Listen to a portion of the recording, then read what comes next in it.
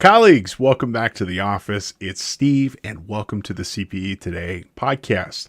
We're going to get started with our podcast presentation here just in a moment. But before we do, I'd like to share some insight on how you can receive credit for watching today's presentation. There are two options. You can either watch live as it's being recorded through Zoom. More on that here in a moment. Or you could be watching or listening on demand wherever you happen to receive content. We distribute our show through YouTube, SoundCloud, Facebook, our website, and many other places. Now, if you happen to be watching on demand on your own schedule, after watching or listening to today's class, head on over to cpetoday.com and locate today's course page. You can find our course code by looking at the footer of the presentation to see the link presented there, and it will also be mentioned throughout the presentation on multiple occasions. After purchasing today's class, you'll complete a short 5-question quiz on what was discussed in today's presentation. And upon passing that, your certificate for your CPE credits will be automatically generated and available for download. In addition to your purchase, you can also download copies of today's presentation, learning materials. You can ask the presenter questions and more. Now, if you happen to be watching live as it's being recorded through Zoom, your attendance will be confirmed through attendance prompts, which will occur every 12 to 20 minutes and approximately 4 per hour. They'll pop up automatically, and when a prompt comes up, please choose a response to confirm your attendance. It doesn't actually matter what you choose as long as you choose something, as your response will confirm your engagement with our presentation.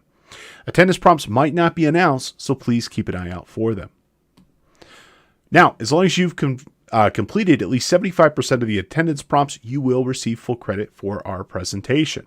Your completion certificate will be delivered to you by email within 2 business days of the event. You can always visit cpetoday.com if you have any questions or issues with your certificate. After our presentation today, we'd love to know what you think. There will be a course evaluation that will automatically pop up. It should take you anywhere from 1 to 3 minutes to complete, and your feedback will be used to help us produce better content in the future. Now, if you have any questions or comments throughout the presentation, we'd love to know what they are. Please use the chat or the Q&A functionality to let us know what you think, or if you have any questions on the materials that are being presented. Also, please feel free to share your experience, knowledge, and insight with the class. If you have any technical issues, you can also use that functionality to ask for help. You can always find great content at cpetoday.com. We have a variety of self-study and live courses from all topics: accounting, audit, personal development, Excel, QuickBooks, and more, you name it. Check out cpetoday.com. And the CPE Today podcast is made available Tuesdays and Fridays at 11 a.m. Pacific. And you can always find great content being discussed in that podcast every single week. If you happen to be a new user, listener, viewer of the CPE Today podcast, thank you so much for coming. Welcome. We're ecstatic and happy to have you. How about you get a free credit on us? Use coupon code ONEFREEPODCAST at checkout to get a free credit for today's class. We're going to go ahead and get started with our presentation here in the podcast today. Thank you so much for being here and enjoy our presentation.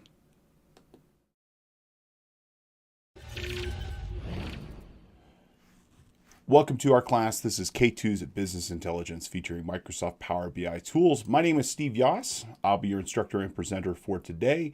You should be hearing me. And if you could see me, if you could see the screen, if you wouldn't mind, go ahead and open up that chat box and shoot me a message so that I know that you are connected and that you are good to go. There we go. All right. Perfect. Thank you, Steve. Great name, by the way. Really good name. Mary, Linda, Scott, Janet, also good name. That's my mom's name. All right. Well, thank you so much. We're going to have a great day today. I'm really excited and looking forward to presenting this material for you. This is a topic that is near and dear to my heart, something I always enjoy talking about, which is business intelligence and reporting.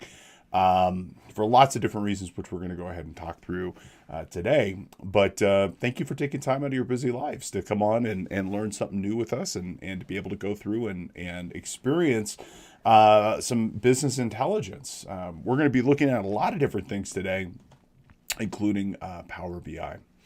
Now, this class has a number of learning objectives that we will be going through. We're going to be mostly discussing different methods and manners for you to be able to do business intelligence inside your organization. There are so many different ways that you can handle this, whether you be doing it through dashboards, through Power BI, whether you be doing it through different analysis and analytics in Excel. So many different opportunities. And today, we are going to first kind of start with a discussion with respect to what business intelligence is, its value and importance, and why you should be considering this for your organization. We're then going to go ahead and talk about some different methods and manners that you can do BI inside of Excel. I'll point out there are some sample files and materials that are available to you that you should have already downloaded. And if not, I would go ahead and encourage you to do so. That we'll walk through. And we're going to be looking at a lot of different things inside of Excel that you can consider using, which is a great way of getting started with business intelligence inside your organization. And then we'll talk about extending Excel with some specific business intelligence tools that you might want to consider utilizing. Then we're going to go ahead and spend a fair amount of time talking about Power BI. Power BI, if you're not familiar with it, is Microsoft's business intelligence platform, and it is the gold standard as it relates to BI for so many different reasons. And it is an incredible tool. It's a very approachable tool. It's my personal favorite tool for doing business intelligence work for a lot of different reasons. It's a free tool for individual use. So if you go to powerbi.com, you can download a copy of it. And I would encourage you to do so because we're going to need to do it a little bit later on today. And it doesn't require a Microsoft license, doesn't require an Excel license. And it's a great way of getting started. And besides being a free application, it's actually the best. You know, if we look at the Magic Quadrants from Gartner, which analyzes different applications and determines, kind of where the leaders are in a particular space, Power BI, it's the leader. And on top of that, it's a free solution that you can get started with. And very rarely do those two things come together. But for a lot of different reasons, I'm going to show you why I love Power BI. I'm going to walk you through a lot of topics here, from ways of importing in your data, ways of configuring your dashboards. We're going to create a bunch of dashboards together and more.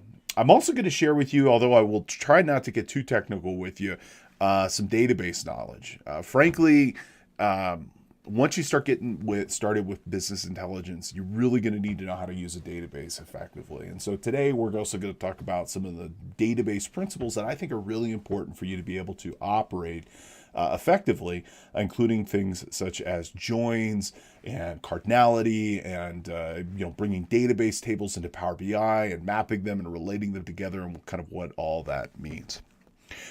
Well, folks, this is our starting point. We can take this conversation any number of directions. And in fact, we probably will. I got a couple of things I'd really like to ask for you. First and foremost, I would like to ask, does anybody have any specific things they'd like to hear about today or are interested in learning about today? Or do you have any specific frustrations with Excel as it relates to your business reporting or Power BI? If so, I'd love for you to open up that chat box, shoot me a message, let me know what you're interested in today, and I will do my best to try to accomplish that and at least discuss it in our class. So what do you want to learn about? We're going to be here for 8 hours. Let's make the most of your time, make the most of my time. Tell me what you're interested in, and I'll do my best to try to incorporate that into our presentation. And the second is going to be engagement. Personally, I love questions. My absolute favorite part of teaching. Nothing makes me happier, honestly, when I see people asking questions. And I'm more than happy to answer any questions you have as we work throughout today. So if you do have questions, please don't feel like you just have to sit there in silence.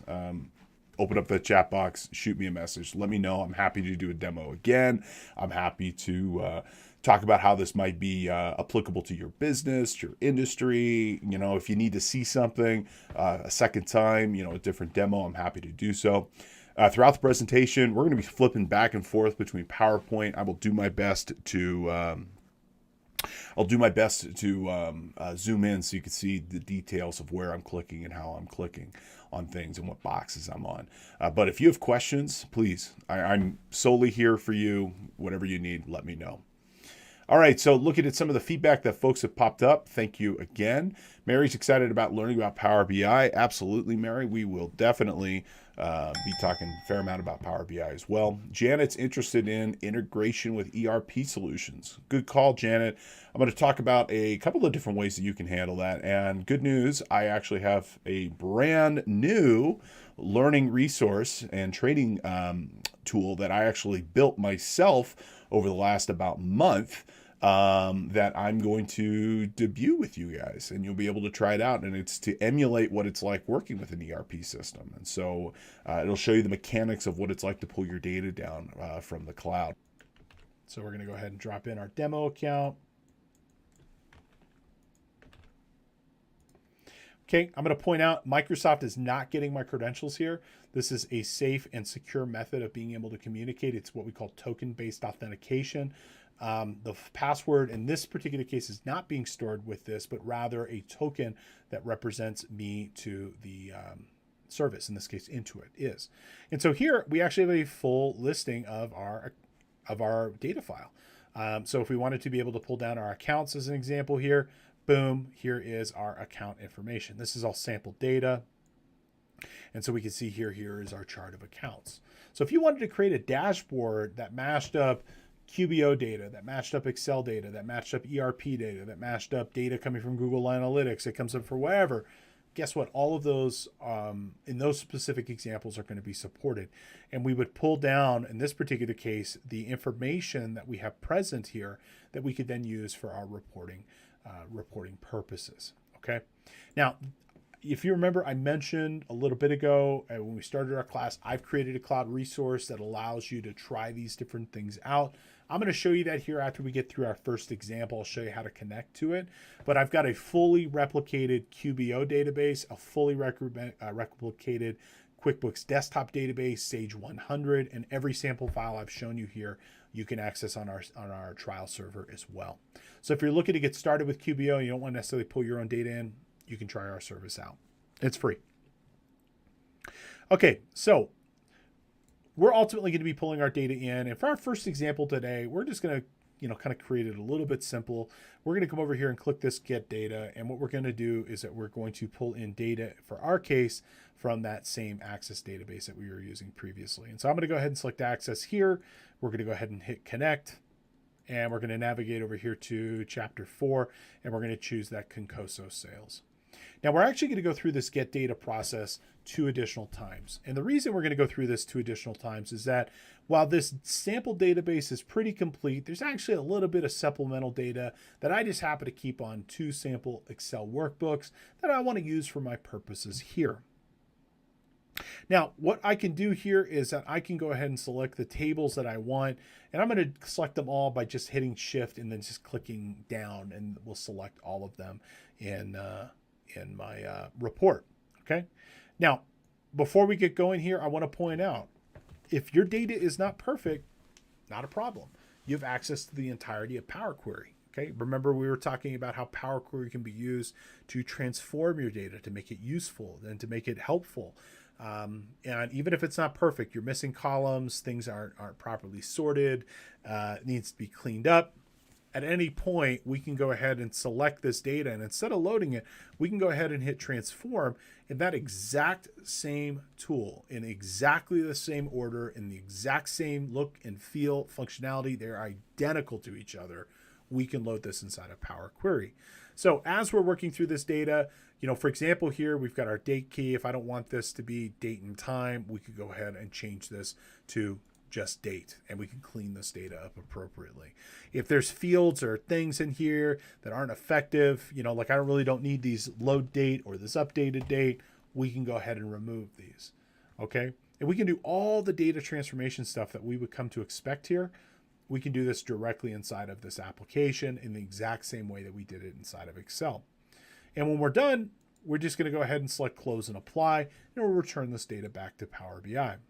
Now, in our particular case here, what it's going to go ahead and do is it's actually connecting out to this data set, and it's going to download this data directly into Power BI.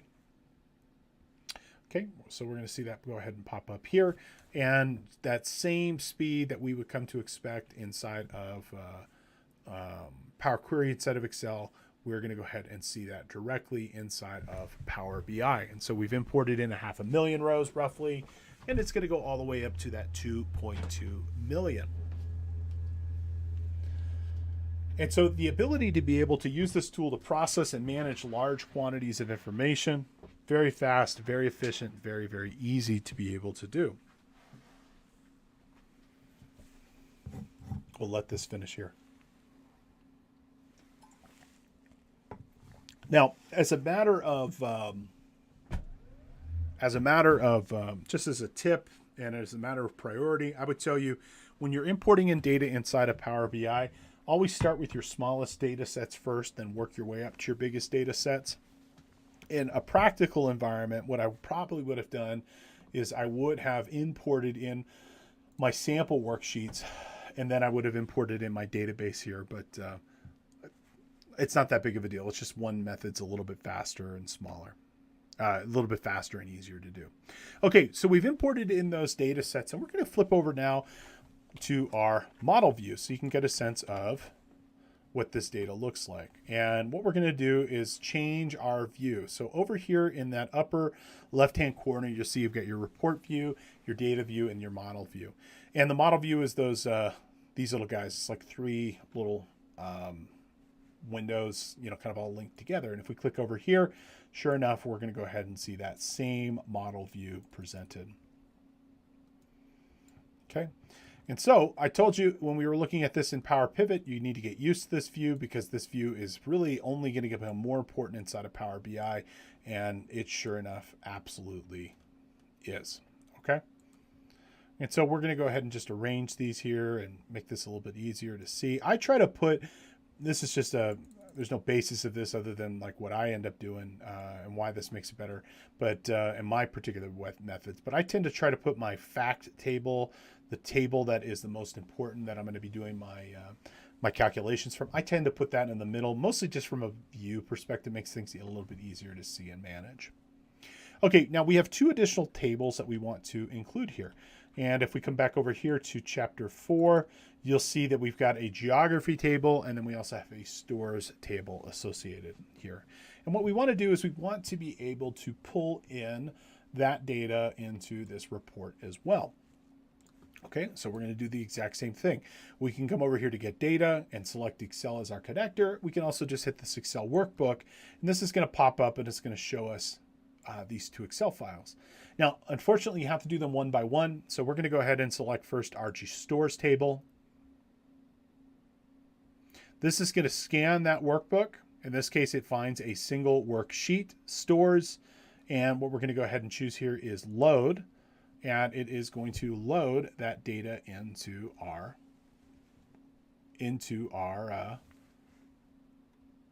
Power Query. Okay. And you'll start to see, Power Query does a better job than Power BI does a better job than Excel in terms of trying to map out and figure out these relationships, but it still doesn't get everything, okay? So just be aware that that is something you're probably going to have to maybe map in yourself at some point. Alrighty, and then we've got one more over here, so we're going to go ahead and choose Excel Workbook, and we'll choose our geography.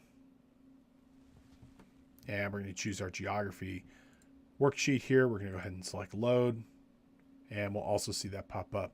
Now, in the context of our Excel workbooks here, Power BI doesn't care that some of this is database data. It doesn't care that some of this is spreadsheet data. Data is data is data. It doesn't really matter where it comes from. For your purposes, I would tell you it's a heck of a lot better to have everything in a database than to have a whole bunch of sample or external workbooks, but just be aware that is something that you could potentially do. So if you do have, like, for example, in this case, maybe you don't have information describing where your stores are, you could keep that into a separate worksheet on your desktop and then still be able to use it inside of Power BI. Okay, and cool. Now what I am going to do here, I'm going to delete a couple of these relationships, mostly just so you can see me create them again. And so we can get a little bit more familiar about what this process looks like from a Power BI perspective.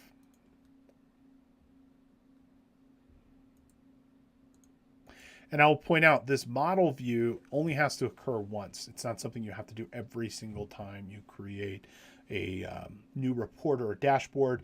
The data and the visual appearance are separated here. You create the model, and the model is reusable and repeatable, not only for you, but anybody in your business that chooses to create reports.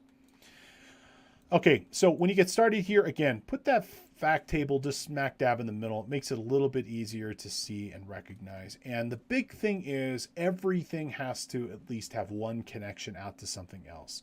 A quick point, sometimes if you zoom out, you might find, for example, some random table over here. I always like to zoom out just to make sure that Power Query just didn't drop something in somewhere randomly. And then if so, I'll just go ahead and move it up. Everything needs to be touching everything, okay? Or everything needs to be touching at least something else in the data set so that you can have those little sky bridges and tunnels from one side of your data set to the other. Okay, and from here, I'm going to go ahead and grab and map in these two things. And what we're looking for is the same thing in both places. That you not always will. In practice, they won't always be called the same thing. As an example, you might have a system that stores information related to your employees, and it might be that they're related through your social security number. Okay, well, one system can call it social security number, another system could call it SSN or TIN for that matter. So be aware, they're not always going to be called the same thing. This is where data, frankly, there's learning how to use the tool, and then there's understanding the data that you're working with. For myself, I've been doing business intelligence reporting for years and years and years and years.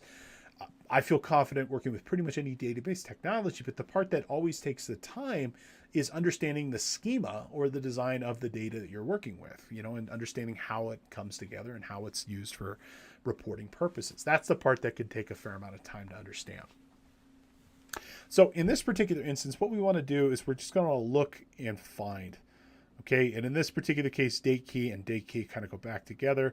And when we've mapped these up correctly, we'll get that little line and that little indication cardinality, and then also indicating that it's a one, in this case, a one too many. Okay, for over here, we can see that we've got our product category not touching something else. So we're going to come over here and we're going to look. Now, if we go look over here under our product subcategory,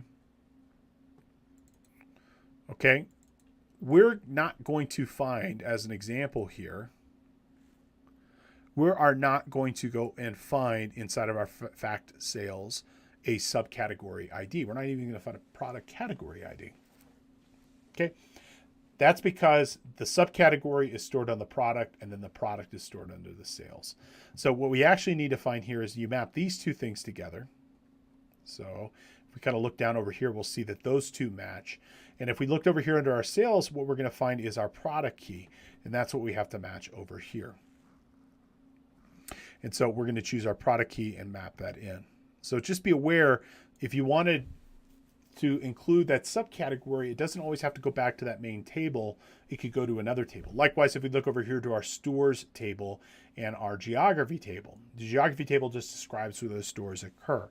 And if you were to go look for geography, you're not going to find that in that sales table, but rather you would have to get it from that store table. Okay, we have one more. In this case is going to be our promotion. Okay, here's our promotion, and we're going to go and look for our promotion key. There we go.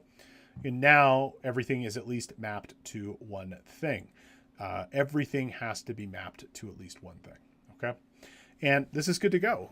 We can go ahead and save this file.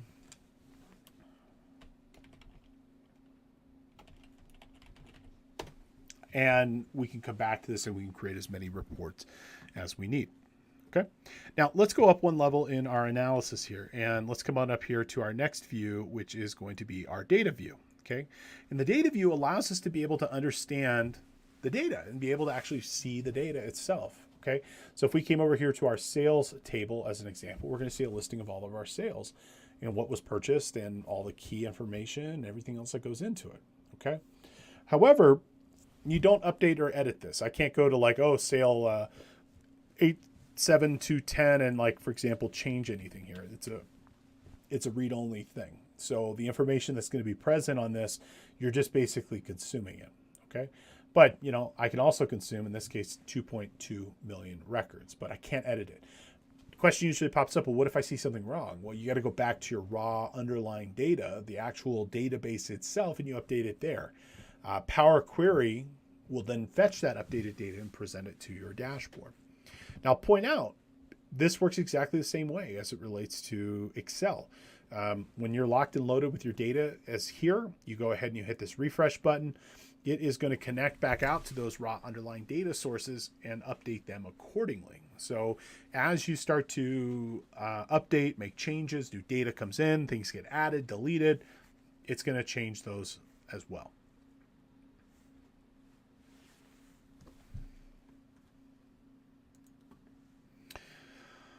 Okay. So here is our next view, which is going to be our report view. And this is the part where everybody wants to get started, and it's a good place to get started with respect to creating our reports. And think of this as your canvas, okay? This is where you're actually going to start to do the actual data manipulation, modification, the views, and everything. We're going to create a couple of different types of reports here in a moment, okay? Now, from this particular view, probably the three most important areas are going to be the center area right here, which is going to be your canvas. This is where you're going to paint your picture, okay? Over here, you're going to see your visualizations. This is going to be your brushes in terms of your brushes and colors in terms of what you want to do and make it look like. And your fields are going to be the data sources that you ultimately end up using. And so let me think about this for our metaphor here. Here's your canvas. Your visualizations are going to be your brushes, and your fields, let's say, are going to be your colors. Because ultimately what we want to do is we want to take the data from those fields and paint a picture of whatever that might end up being.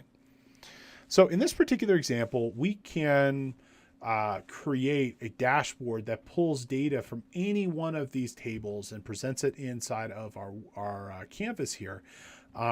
Because they're all related. If we had not gone through this step here of relating all this data together, the data itself would not be accurate and the information would not be correct. So let's go ahead and start to paint. So lots of different ways you can paint a picture. I'm going to show you the way that I like to paint. And that is going to be by first picking the thing that I want to do calculations on. And so the thing I first want to do calculations on here is going to be on sales. And in fact, we're probably going to end up using sales more than anything else inside of our data set. I'll point out for the thing you're going to calculate on, it has to be something numeric, okay? So it has to be, in this case, a number field of some sort. However, I want you to be aware, not everything is something that you should be using with respect to your calculations. So for example, like these currency key, disk, ETL load ID, if we came down and looked a little bit further over here, not every one of these things are going to be things that you're going to want to do calculations on, because keys can also be numbers. Power BI doesn't know the difference between like a number for calculation purposes and a number for a key. Okay, so just be aware of that, and as something that probably isn't going to be very, very helpful for you.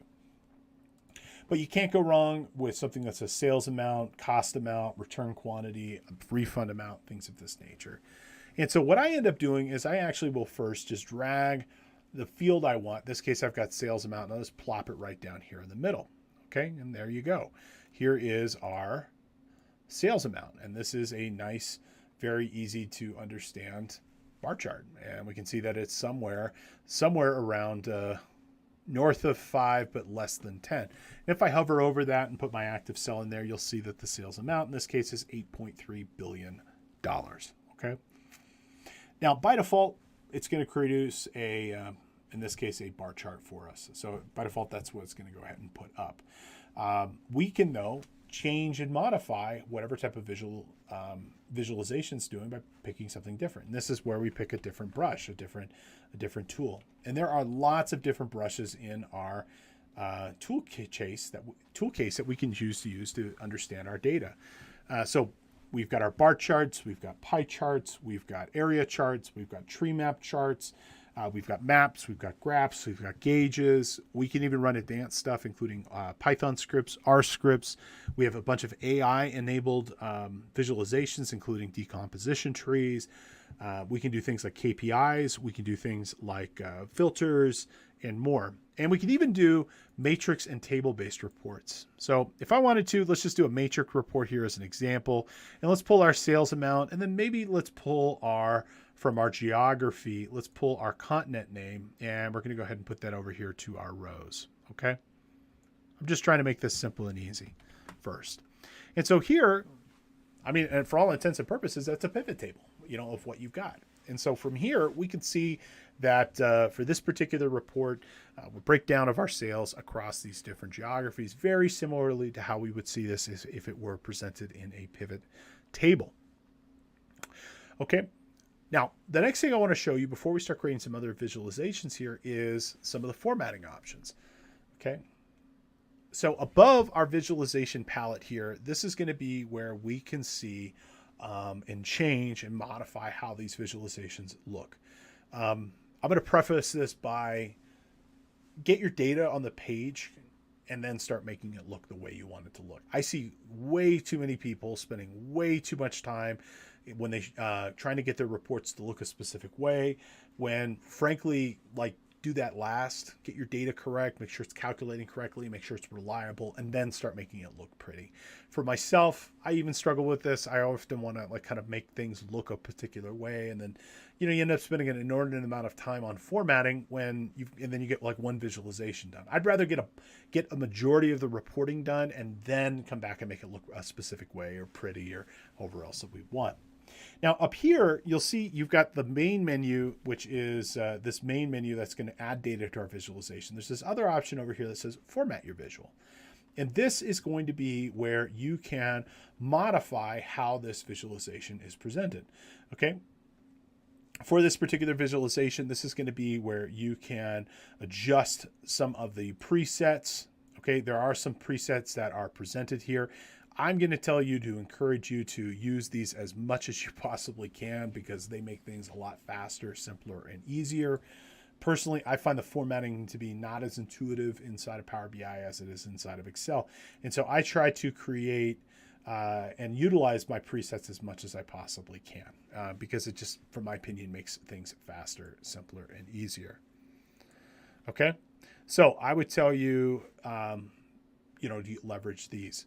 Now, each visualization will have different things. You'll see different things for a spark lines chart, or you'll see different things related to a table than you'll see, for example, for a bar chart.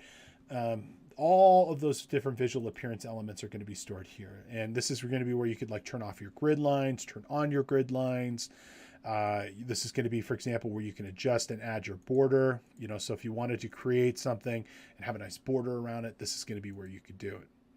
I'll also point out too, this is something that's a little bit confusing for people. Notice how I expanded this visualization, but I didn't actually make the data bigger, okay? And the reason being is that that's the amount of space that visualization is allowed to take, and anything beyond that will result in scroll bars being added. Let me go ahead and from here add a little bit more data. So we're going to go ahead and grab maybe our region name, and we're going to drop that underneath our continent name here. Okay, notice here we now have a vertical scroll bar. Okay, making a visualization bigger like this only adjusts the amount of space that visualization can take on the actual page itself. If you need to adjust, as an example here, the font size, that has to be done through the format visualization options.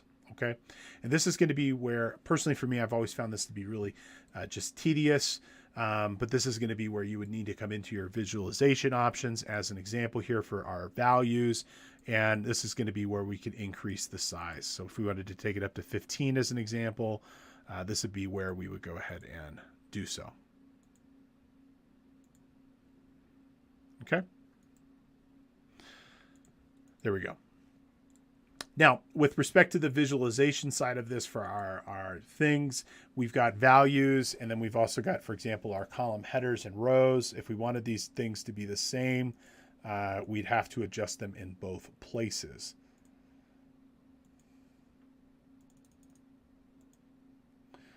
Okay, and so here you go. So for something like this, we could make this chart, for example, or table really, as big as we wanted it to be. Come on. There we go. And you're going to place it visually on the report wherever you'd like it to be. So if I wanted this here to be on the upper left, I literally put it to the upper left. If I wanted to be able to go that big, I drag it to be that big. If I wanted to be this small, I could make it that small. Now, the nice thing with the matrix report compared to, for example, the table report, the matrix report is going to have a little bit more intelligence as it relates to it. And as you can see here, it's going to act more like a pivot table. The table-based report is just going to show us all values, but you'll notice you see Asia repeatedly. If we change this over here to this matrix report, we can actually provide some interactivity to the user so that they can expand to the specific fields that they would like it to be. Okay, other formatting options that we should be familiar with. We can do things like our row headers. We can stylize those specific ways. We can add subtotals. So if we wanted to add subtotals or not, we could. Likewise for our row subtotals. Now over here for our Asia, we're doing our row subtotals here. But you'll notice if I take off my row subtotal, for the expanded thing over here, like for Europe, that goes away. If I were to expand this to Asia, this would go away. Okay.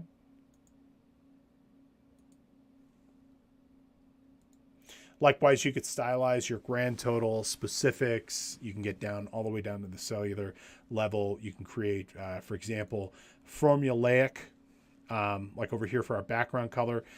What this is what? What does this look like to you folks? Okay. It's conditional formatting. So in this particular way, we can stylize this particular table so that the bluest of blue is the highest of value and the whitest of white is the lowest of value. Okay, so you can apply this any number of ways. Maybe we just want to, for example, style the fonts. We can come over here and we can go ahead and maybe do iconography if we wanted to as well. We can add and apply these any way that we would like it to be. Okay. So those are some of your styling options here. And it is what we refer to as WYSIWYG. What you see is what you get. When I publish this report, it's going to look the same to the next person who comes. Now there's another option over here under your visualization. This is one that often gets overlooked, and there's not much we can do here on our table, but I'll show you this on some of the other things here in a little bit. And this is where we're going to be able to do business analytics. So trends, regression testing, averaging, things of this nature. This is where you're going to be able to access those more advanced analysis on your data. Okay, so we've got one table in here. Let's start doing some other stuff with this as well.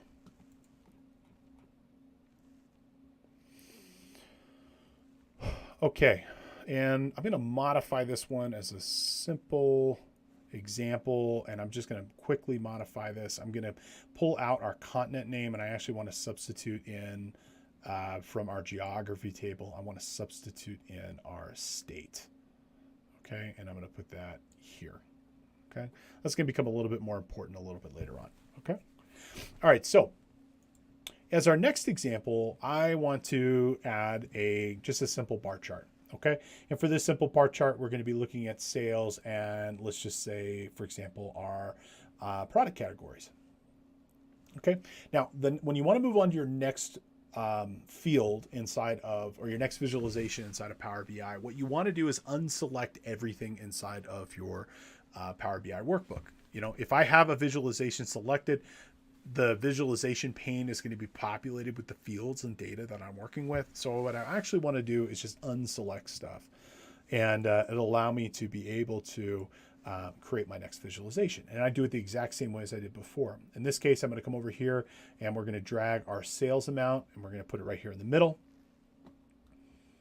And I think I said I wanted to analyze my subcategory. And so we're going to go ahead and pull our subcategory label and we're going to drag that over here to our x-axis.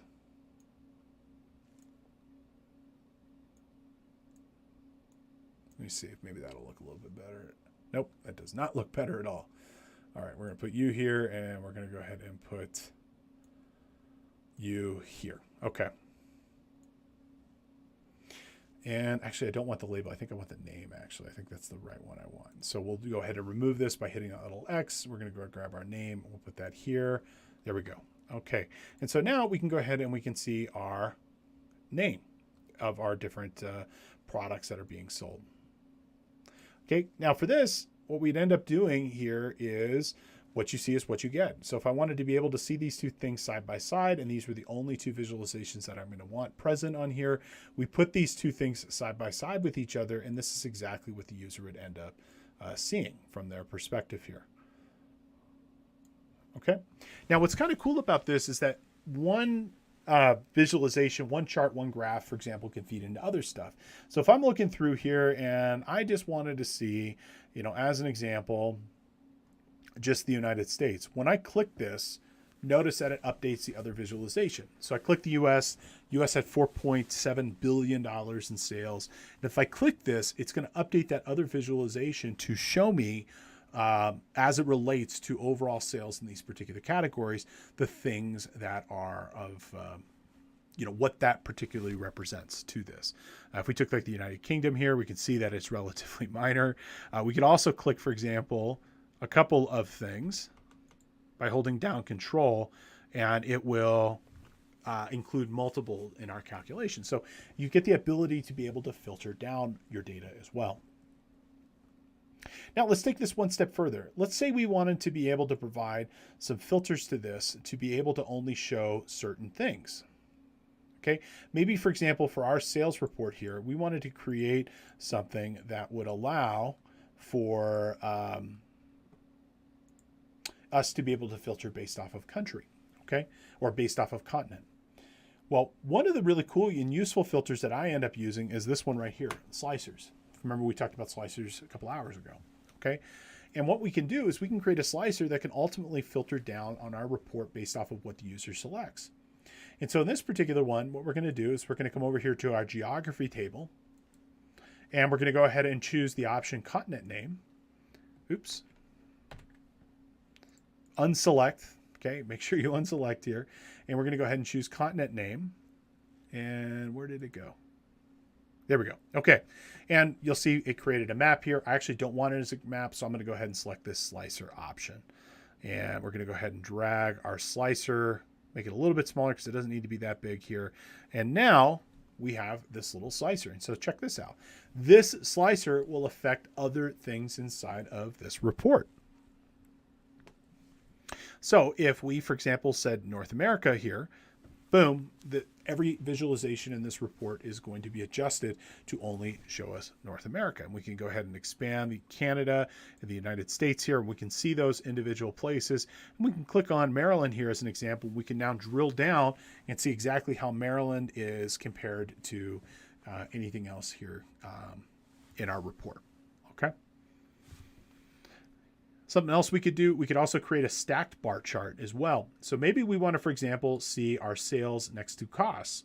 If we pull our total cost and we pull this into our y-axis, we can actually now see those two things side by side with each other. Now, if we adjust our filter option, we could adjust this, for example, to Europe. It's going to show us here's just for Europe. If we click Greece as an example here, it's just going to show us relative, or here's France. It'll give us, in this particular case, the ability to drill down very, very, very deeply to specific data inside of our workbook. Alrighty. Any questions so far? Alrighty. So we can go ahead. Let's call this one our sales by geo. Let's create another worksheet.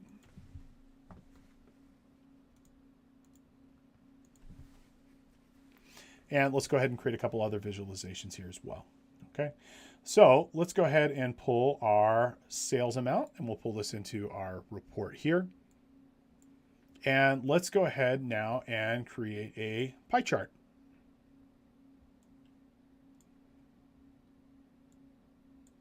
Okay, and from this particular pie chart, let's look at our distribution by promotions. So we're going to go ahead and expand our promotions field, and we're going to go ahead and choose our promotion name. We'll drag and drop it over our pie chart here, and we can see now we have a very nice, clean promotion chart, a pie chart of our promotions. Now, what can be nice with this that can accompany is we can also duplicate these things. So I can create a copy of this report. And what I'll often end up doing is I will create a copy of this thing, and then I will turn it into a table so that you can have some information related to this and be able to see the actual numbers if you so desire.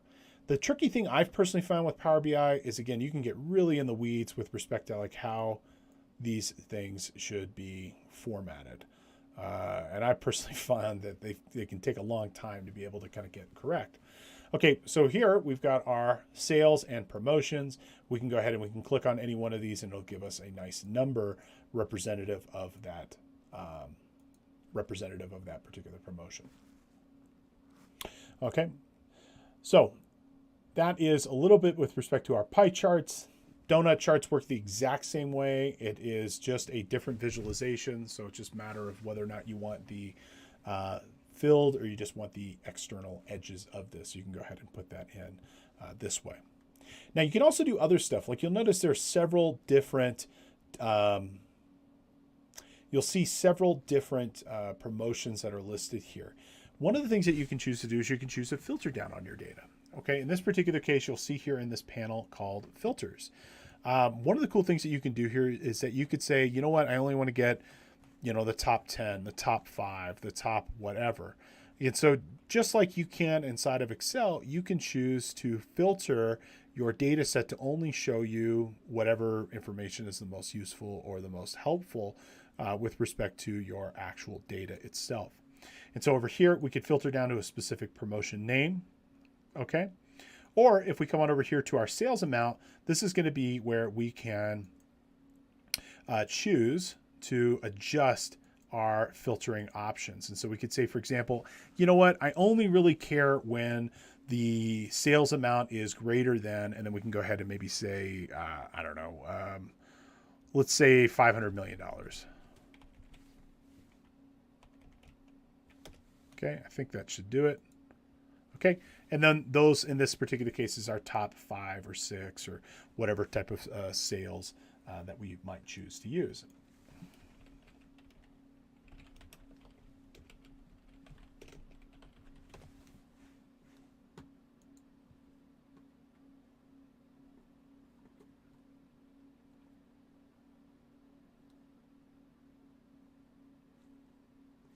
Okay.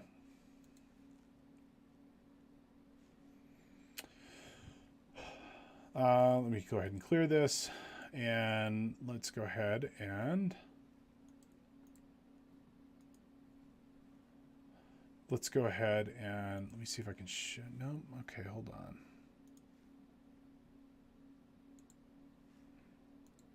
Yes. Okay.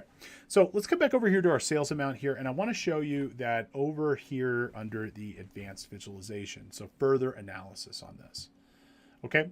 From this particular one, this is going to be where you could choose to add additional analysis to your actual data. So if we wanted to do, for example, a constant line, if we want to do a min line, a max line, an average line, this is going to be where we could go ahead and choose. In this case, here is our average, and we could look at it. So we could look at it average for cost or average for sales. And so we could see here across our entire data set, if we wanted to provide some basic statistical analysis, that we can go ahead and do so here. And we can even provide a little data label if we want. In this particular case, we'll put it over here to the right. We can put it above and below. We can change the color for this as well. We can do a meridian line if we wanted to. So we can kind of see where the, sorry, not meridian, God, median line. We can do that as well. Likewise, we can go ahead and we can do a percentile. And so if we wanted to find stuff that's in the 50th percentile, the 60th percentile, we can go ahead and do that analysis here as well. Okay. Now we're going to be looking more on Power BI here in a minute, but since we're coming right up to our afternoon break, I want to finish with something which is dab in the middle. You'll see this option that says Power BI Publish. And from that Power BI publish, when you click this button, it's going to publish this report from your local desktop, and it's going to go ahead and push it up to the Power BI reporting service. And once it's up in the Power BI reporting service, it'll then be available to everybody else in your organization that you choose to have access to this report. Okay. And so from here, once I publish this answers the question of, well, how do I get my staff to be able to access it on their mobile devices? How can they get access to this from their computers or from on the go? What they can end up doing here is, once this is published, it's in the Power BI reporting service. They're part of your organization. They can then browse those reports. And I'm going to show you what that looks like on the Power BI service here next. So,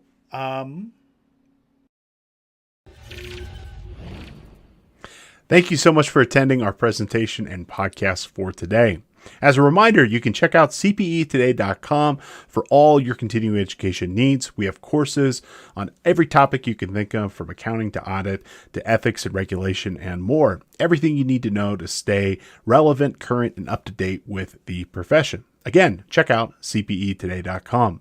If you're a new watcher or listener to the CPE Today podcast, again, we offer you a free course and a free credit for you to try our services. Pick the podcast of your choosing and use coupon code ONEFREEPODCAST at checkout to make that purchase free.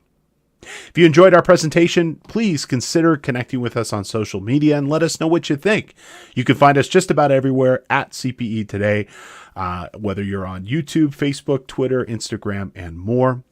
And please consider subscribing to us wherever you happen to receive your content. You can find us on Apple Podcasts, Spotify, SoundCloud, and others. We'd love for you to leave a review and let us know what you think. It helps new listeners and watchers find our course and content. Thank you so much for your time and attention. Thank you for being in the office, and we look forward to seeing you back here soon. Take care.